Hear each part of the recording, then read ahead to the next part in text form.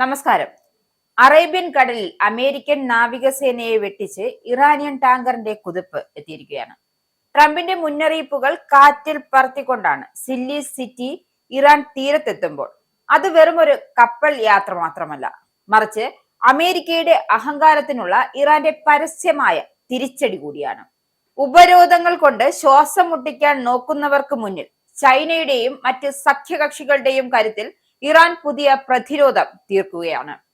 Donald ട്രംപിന്റെ ഉപരോധ കപ്പലുകൾക്ക് മുന്നിലൂടെ തല ഉയർത്തി തന്നെയാണ് കടന്നുപോയ സിറ്റി സില്ലി എന്ന എണ്ണക്കപ്പൽ വെറുമൊരു ചരക്ക് നീക്കമല്ല, മറിച്ച് പടിഞ്ഞാറൻ അധിനിവേശത്തിന് നേരെ ഉയർത്തിപ്പിടിച്ച പ്രതിരോധത്തിന്റെ വിജയക്കൊടിയാണ്.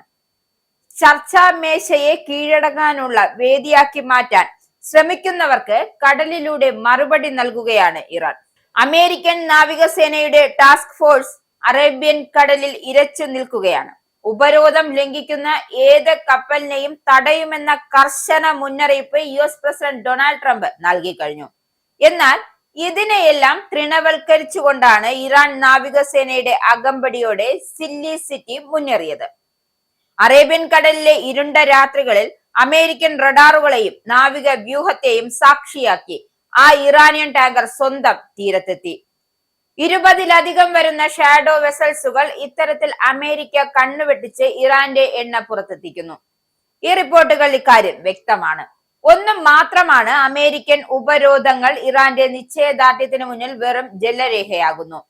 കരാറില്ലെങ്കിൽ ബോംബുകൾ പൊട്ടിത്തെറിക്കും എന്ന ട്രംപിന്റെ പുതിയ ഭീഷണി ലോകത്തെ ആകെ ആശങ്കയിലാഴ്ത്തുമ്പോഴും ഇറാൻ ഒട്ടും പതറുന്നില്ല. ചർച്ചാ മേശയെ ഒരു കീഴടങ്ങൽ വേദിയാക്കി മാറ്റാനാണ് ട്രംപ് ശ്രമിക്കുന്നതെന്ന് ഇറാൻ തിരിച്ചറിയുന്നു.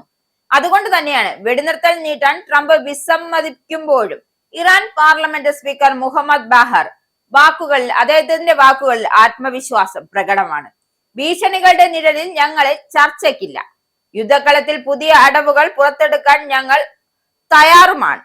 തങ്ങളെ നശിപ്പിക്കാൻ നോക്കുന്ന ഉപരോധങ്ങളെ അതിജീവിച്ചുകൊണ്ട് തന്നെ സാമ്പത്തിക പ്രതിരോധം തീർക്കുന്നതിലാണ് ഇപ്പോൾ ഇറാന്റെ ശ്രദ്ധ.